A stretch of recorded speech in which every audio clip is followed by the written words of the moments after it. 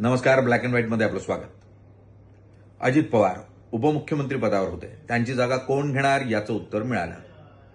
आता प्रश्न येतो, अजित पवार हे राष्ट्रीय अध्यक्ष होते राष्ट्रवादी काँग्रेसचे, त्या पदावर कोण बसणार? या प्रश्नाचंही उत्तर मिळू शकतं. थोडा हा व्हिडिओ बघा, मग आपण यावर बोलूयात.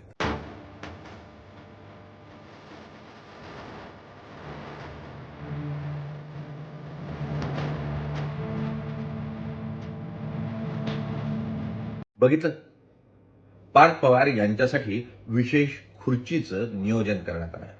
मग सुनेत्रा पवार यांच्या उजव्या बाजूला पार्थ पवार हे आसनस्थ झाले.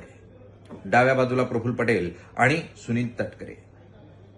याचे अर्थ जर काढायचे झाले तर स्पष्ट संकेत आहे की पुढच्या काळामध्ये राष्ट्रवादी काँग्रेसमध्ये अत्यंत महत्वपूर्ण जबाबदारी ही पार्थ पवारांना दिली जाऊ शकते. ती राष्ट्रीय अध्यक्ष पदाचीही असू शकते. मुळात पार्थ पवार यांच्याबद्दल वर्णन करत असताना मुळात त्यांचा आवाज म्हणजे अजित पवारांच्या आवाजाचा अत्यंत साम्यता असलेला आवाज आहे.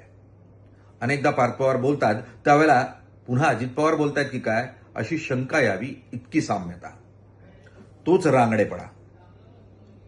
मुळात अजित पवारांवर एक आक्षेप होता की हा माणूस रांगडा आहे, आक्रस्ताळ आहे, अनेकदा खूप रागावून बोलतो. तोच आक्षेप पार्थ पवारांवरही आहे.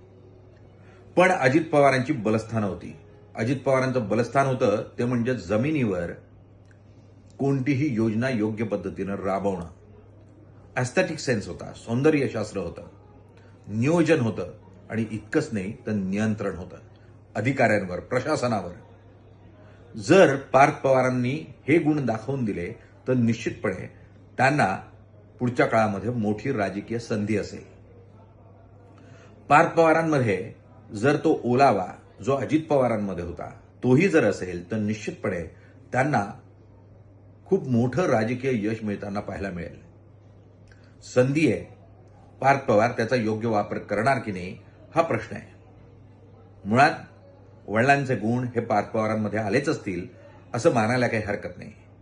मात्र त्या गुणांचा योग्य वापर जर पार्थ पवारांनी या आपदेतून केला तर निश्चितपणे अजित पवारांचं एक स्वप्न पूर्ण करण्याची संधी ही पार्थ पवारांना आणि सुनेत्रा पवारांना असणार आहे.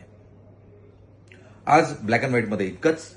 उद्या नव्या विषयासह थोडं विश्लेषण, थोडी बातमी मागची बातमी. जर हा ब्लॉग आवडला असेल तर निश्चित शेअर करायला विसरू नका. धन्यवाद.